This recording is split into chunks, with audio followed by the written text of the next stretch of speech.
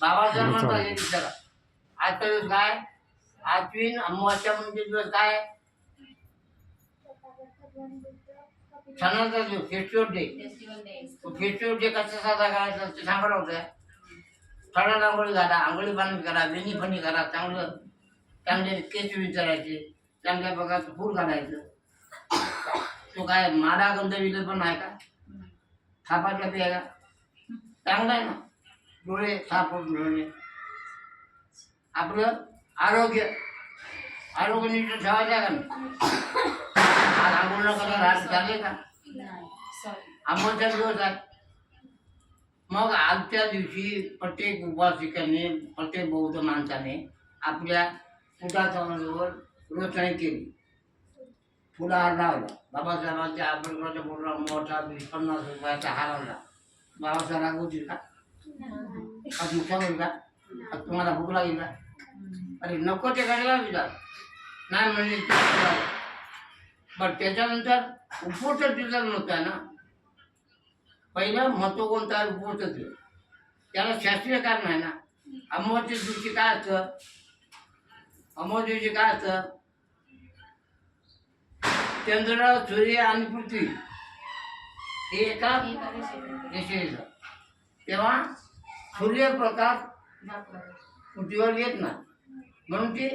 काय होते अमावस्या अंदाज असलं मग असं शास्त्र आहे त्याच्यामुळे काय होतं समुद्राकडे किनारे गेला भरती ओढ काय भरती ओढीच्या वेळेला नच आहे ना तेव्हा आपण स्वतः नस मला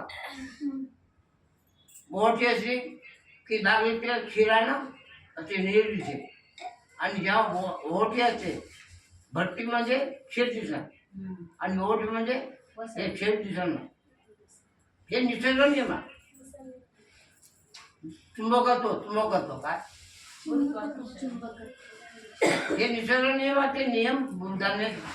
लक्षात घेऊन ते उपवास केले आजच्या दिवशी आवश्यक ठेवलं काय दररोज सकाळी 2 भाकरी खातो ना तर आज अर्धी खायची किती खायची दुपारी 3 भाकरी खातो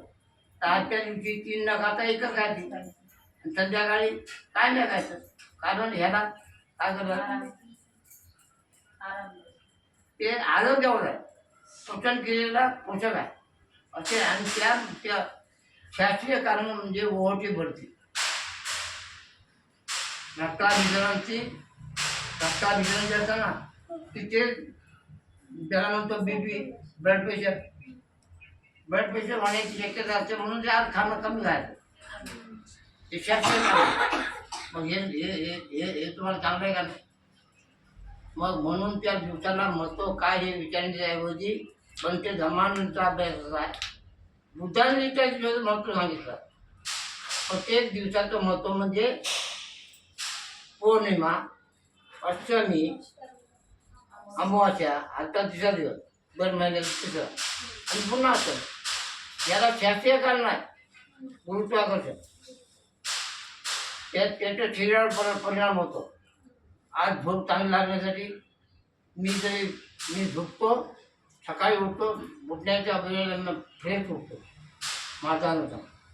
मी विपश्यना ध्यान साधनेचे कोर्स केले 1981